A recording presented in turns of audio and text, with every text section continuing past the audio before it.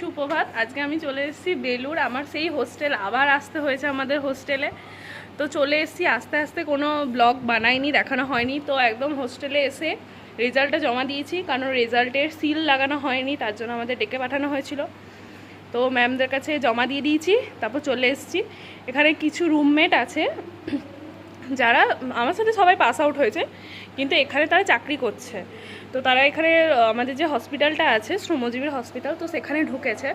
তো এদেরকে এখান থেকে রুম দেওয়া হয়েছে। তো আমাদের সেই পুরনো হোস্টেল যেখানে আমরা থাকতাম সেখানে দেওয়া হয়েছে, কিন্তু হচ্ছে রুমটা আলাদা, একদম ওপর ফ্লোরে দেওয়া হয়েছে।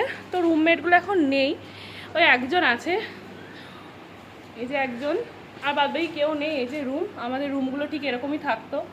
যদি আমি আমার স্টুডেন্ট পিরিয়ডে যদি ব্লগটা বানাতাম তাহলে দেখাতাম যে আমরা কতটা হোস্টেল এখানে মজা করতাম। রুমে আমরা 17 জন মিলে থাকতাম, কতটা হই হুল্লোড় করতাম, খুব সুন্দর দিনগুলো ছিল। কিন্তু আজকে ওরা সব ডিউটিতে চলে গেছে, এর নাইট শিফট আছে, এর পরে নাইটে যাবে। তো এই হলো, এবার খাওয়া দাওয়া করো, প্রচণ্ড খিদে পেয়েছে, খেয়ে নিই, তারপর ব্লগটা কন্টিনিউ করছি। এই যে বান্ধবীকে বললাম প্রচণ্ড খিদে পেয়েছে। বান্ধবী আমাকে সুন্দরভাবে একটা বিস্কুট তুলে দিয়েছে, এটাই খাবো, প্রচণ্ড খিদে পেয়েছে। খাওয়া দাওয়া করবো, আজ অনেক কাজ আছে, আজ বাড়ি ফিরতে হবে, তার আগে একটা জায়গায় যেতে হবে, তোমাদের বলছি। আমাকে আজকে বোলপুর যেতে হবে, আমি ডাইরেক্ট দুবরাজপুর যাব না, বোলপুর যাব, দাদার আইবুড়ো ভাত খাওয়ানো আছে সেই জন্য। তো ওখানে গিয়ে বোলপুরে যাব, বোলপুরে আইবুড়ো ভাত খাওয়ানো দাওয়ানো হবে, আরও দোকানে শপিং করার আছে, কিছু করব, তারপর বাড়ি যাবো। সেই বাড়ি যেতাম আজ অনেক রাত, সেই সকাল ভোরবেলায় উঠেছি 5:30টার ট্রেন ধরার জন্য, সরি 5:15 ছিল ট্রেন, সেই 4:30টার সময় উঠেছি আমি, তারপর এই এলাম, খুব খিদে পেয়েছে। এই যে ট্রেনে চেপে পড়েছি, এবার সোজা চলে যাব হাওড়া স্টেশন। তো ওখানে গিয়ে আমি কিছুক্ষণ ওয়েট করছিলাম। আজ আমি যাব শহীদ এক্সপ্রেসে বোলপুর। তো দেখতে দেখতে নেমে পড়লাম বোলপুরে, আমার গন্তব্যস্থলে। এই স্টেশনটা অনেকেই চেনেন, আমাদের প্রাণের শহর বোলপুর।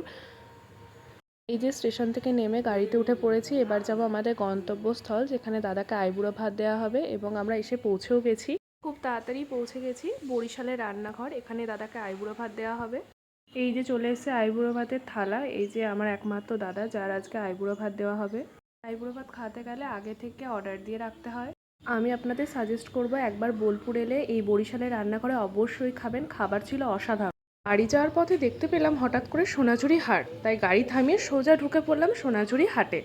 জায়গাটা বেশ সুন্দর ছিল, এখান থেকেও বেশ অনেক কিছুই আমরা কেনাকাটা করেছি। এখানে দাম কিন্তু আপনাদের অনেক পড়বে, তাই বার্গেনিং করে কিন্তু আপনাদের নিতে হবে। এইভাবে আজকে দিনটা সেলিব্রেট করলাম। দেখা হবে নেক্সট ভিডিওতে।